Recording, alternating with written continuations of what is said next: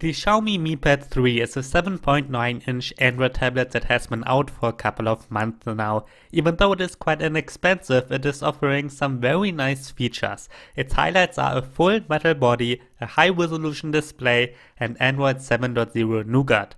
How good is this tablet compared to the competition? That's what you will find out in this review.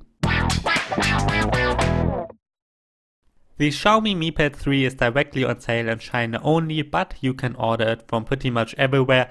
I got it from Gearbest and they've got a coupon code, you can find it in the description. With that one it costs only $229.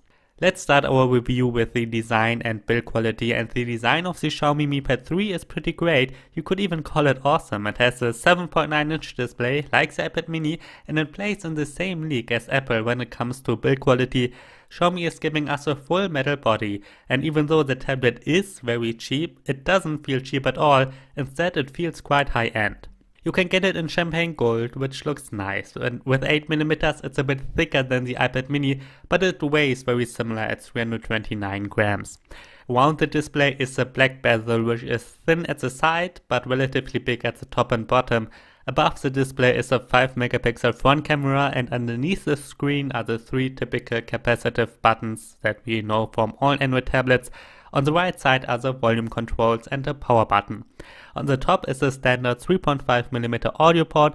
There's a USB Type-C port on the bottom of the device, and yes, there's no micro SD card slot. Maybe Xiaomi copied a bit too much from Apple here. You might not need extra storage because the internal storage has a capacity of 64GB. If you still need external storage, you can connect an SD card reader and other accessories via the USB Type-C port. That works very nicely. Underneath the Xiaomi logo on the back are two speakers. The sound quality is decent. As you might expect, it's not the best though. There's also a 13-megapixel camera on the back.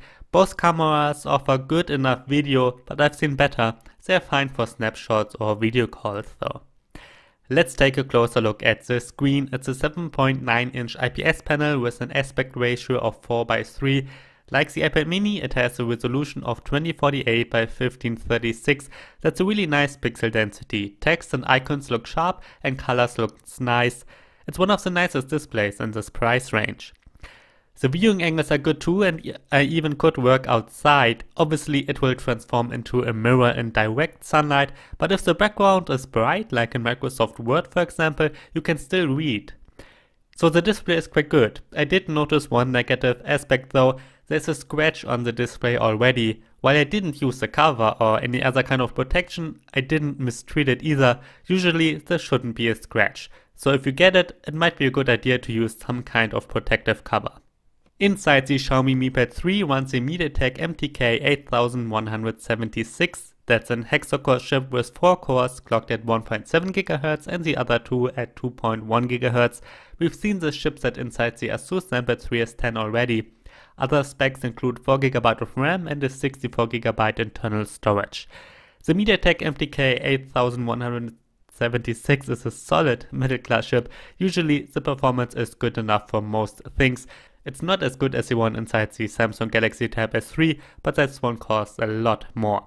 I played a couple of games on the Mi Pad 3 and they did run fine. Mostly though, I had no issues with Stat Trigger 2 at all, even when playing it with the maximum graphics settings. The same goes for Asphalt Extreme, it did play very nicely. There were some big issues with Modern Combat 5 though. I did notice some heavy lags. That shouldn't be the case because weaker tablets can play the game just fine. There must be some issue with Xiaomi's software customizations. Yeah, everything is fine again in the benchmarks. The Mi Pad 3 performs as you would expect from this chipset. In Geekbench 4 it gets 1539 points and 3836 points. That's a bit weaker than the ZenBuds 3S10. In Antutu, Xiaomi is a bit better with a result of around 81,000. Considering the price, the benchmarks results are excellent. The Huawei MediaPad M3 might be an interesting alternative. It offers a bit better performance and depending on where you are, the prices are similar. On the Xiaomi Mi Pad 3 runs Android 7.0 Nougat including the Google Play Store, so you will be able to install most apps that you are used to from your phone or tablet. There are very few apps pre-installed and that is a good thing. Besides the Play Store, there's a Gmail app, a calendar, folder and FM radio app. Xiaomi has their own browser as well, but you can install Chrome as an alternative. Obviously, I had no issues with the software during my review. Everything works as expected. It's kind of sad though that there is no split view mode built in, so you can't open two apps side by side. On top of Android 7.0, Nougat runs the MIUI 8, that's the own interface from Xiaomi. While it doesn't look overloaded, it is customized quite heavily. For example, there is no app drawer. Instead, all apps are installed directly to the home screen. There are a couple of interesting features you can turn on in these settings. For example, there's a so-called quick ball. That's a little ball with a couple of shortcuts you can access easily from everywhere. You can go back to home with it, take a screenshot or start into any app quickly. Xiaomi is giving us a kids mode as well. It doesn't offer a nice kid-friendly interface though. Instead, it just restricts which apps your child can use. Inside the Xiaomi Mi Pad 3 is a battery with a capacity of 6600 mAh. According to Xiaomi, it should last up to 12 hours. Under certain conditions, that certainly might be true. In my battery test, I got a runtime of 11.5 hours, and that's quite good for the price. To get comparable results, I always do the same battery test. I'm playing an HD video until the tablet goes dark, brightness is set to 50% and Wi-Fi is activated. I'm getting comparable results with this battery test, but how long does it last in real life use? To test that, I did a kind of battery diary for 2 days. In my normal use, I got a runtime of 25.1 hours. The display was turned off 19.5 hours and I used it actively for 5.6 hours. So the battery life is not great in my real life use test, and there's a reason for that. The Mi Pad 3 is losing too much power during standby when the display is turned off. I reviewed the Lenovo Tab 410 Plus at the same time, and its battery is losing much less power during the night.